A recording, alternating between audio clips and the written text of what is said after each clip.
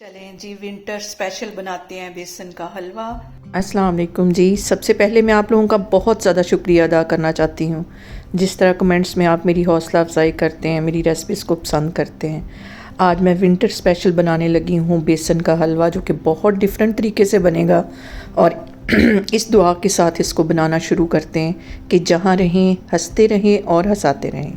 तो चलें जी, मज़ेदार सी ये रेसिपी बनाना स्टार्ट करते हैं। यहाँ पे देखें जी, बेसन का हलवा बनाने के लिए 1 किलो के जितना बेसन एक मैं मिक्सिंग बाउल में डाल लूंगी। और अब यहाँ पे इसमें थोड़ा थोड़ा पानी मिक्स करके इसका बैटर हमने ऐसा बना लेना है जैसा कि हम पकौड़ों का बनाते हैं, उससे थोड़ा सा पतला बनाऊंगी। इसको मैं अच्छी तरह मिक्स करती हूँ।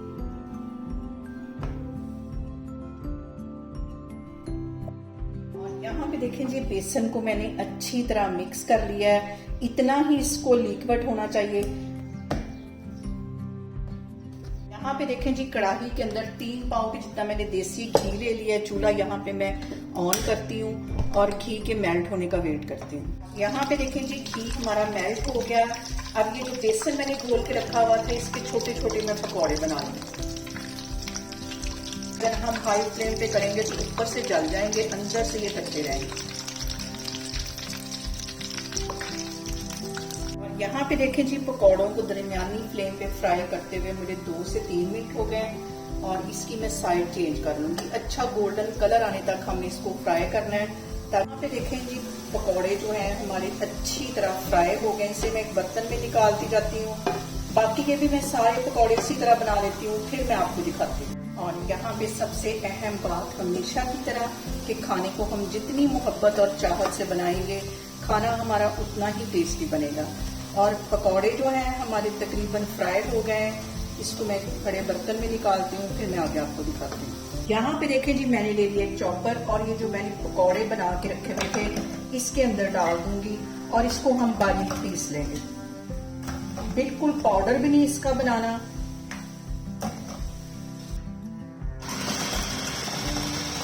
यहाँ पे देखें जी, इसको बस इतना ही पीसना है, पाउडर भी नहीं बनाना।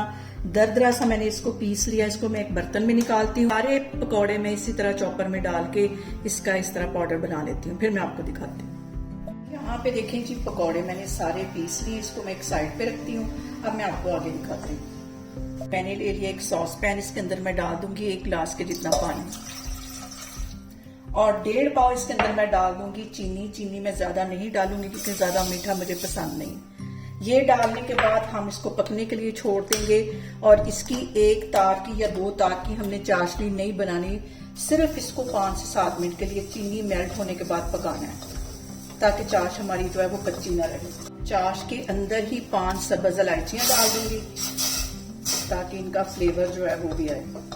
और यहाँ पे देखें जी, चाश को पकते हुए तकरीबन 10 मिनट हो गए और चाश हमारी अच्छी तरह पक गई है। क्योंकि हमने इसे 1 तार या 2 तार की चाशनी नहीं बनाना। इसको मैं एक साइड पे करती हूँ, फिर मैं आपको आगे दिखाती हूँ। यहाँ पे देखें जी, उसी घी के अंदर ये मैं पकौड़े जो ग्राइंड करके लेके आई हूँ ये इसमें डाल देंगे। फ्लेम बिल्कुल मैंने दम वाली रखी हुई है।